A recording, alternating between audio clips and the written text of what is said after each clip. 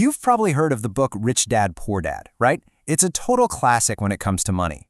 Well, today, we're going to break down the 5 absolute biggest lessons from it, using these awesome handwritten notes as our guide. So let's just jump right in. So the author, Robert Kiyosaki, he tells this story about having 2 dads. There was his real dad, who he calls his poor dad.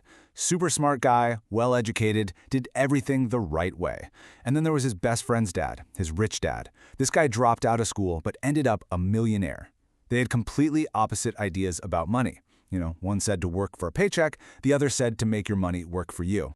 So what was the big difference? What was the secret sauce? What did the rich dad know that the poor dad didn't?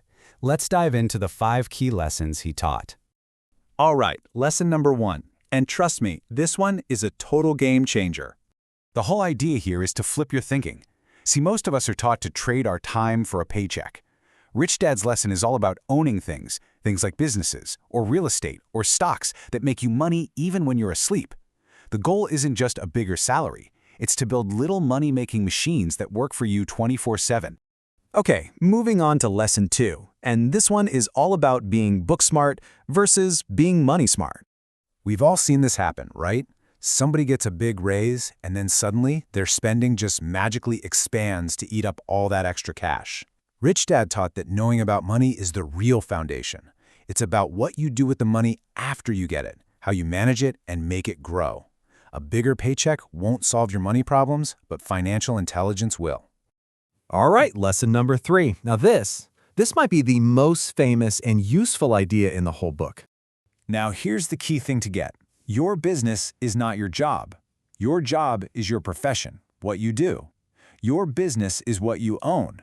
Rich Dad's advice was simple. Spend your time building up your own stuff, buying assets, not just climbing the ladder at someone else's company.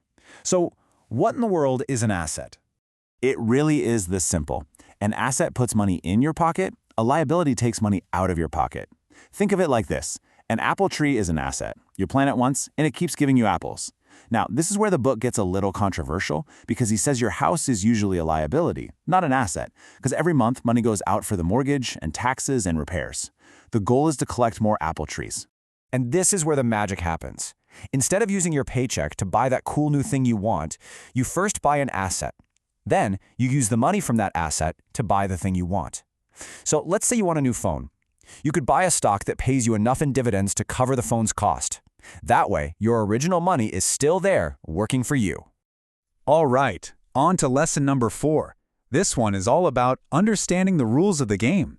Rich Dad's point here is that the financial world has its own set of rules, especially around things like taxes. The wealthy don't just earn more money. They understand how to legally use things like corporations and the tax laws to keep more of what they make so they can reinvest it. It all comes back to that financial IQ, knowing the basics of how this stuff works. And that brings us to our final lesson. This one, it's all about mindset and just a little bit of creativity. Okay, this one sounds a little weird, right?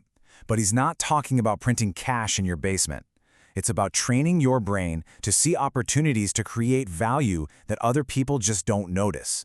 You find a problem, you figure out a solution, and that process creates wealth. It's about learning how to spot a great deal when everyone else just sees a mess.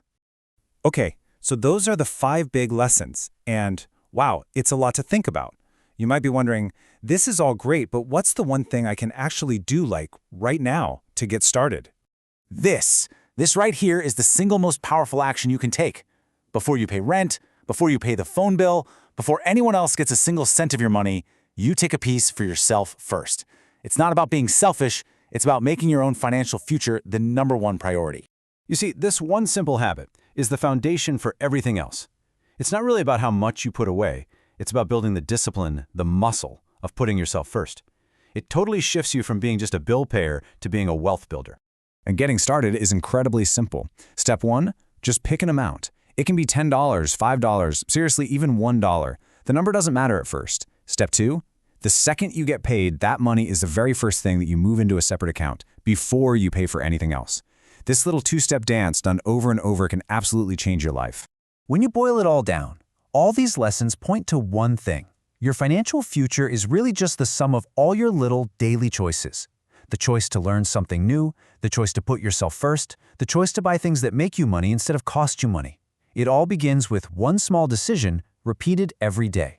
And that brings us right back to the beginning, doesn't it? The two dads and their two very different ways of life. One path is safe, it's what everyone does. The other path, well, it requires you to think a little differently.